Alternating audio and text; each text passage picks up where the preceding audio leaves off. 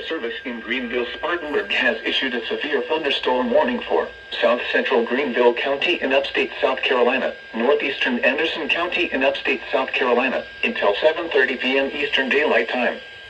At 6:46 p.m. Eastern Daylight Time, a severe thunderstorm was located 5 miles southwest of Greenville downtown, or near Welcome, moving south at 5 miles per hour.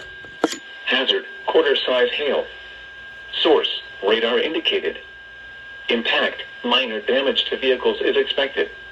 Locations impacted include Greenville East Side, West Greenville, Welcome, Powdersville, Piedmont, West Pelzer, Donaldson Center, Malden, Greenville Downtown, and Fort Shoals. For your protection, move to an interior room on the lowest floor of a building. Please report damaging winds, hail, or flooding to the National Weather Service by calling toll-free 1-800-267-8101 or by posting on our Facebook page or tweet it using hashtag #NWSGSP. Your message should describe the event and the specific location where it occurred. Repeating, a severe thunderstorm warning has been issued until 7:30 p.m. Eastern Daylight Time for the following counties in South Carolina: Anderson and Greenville.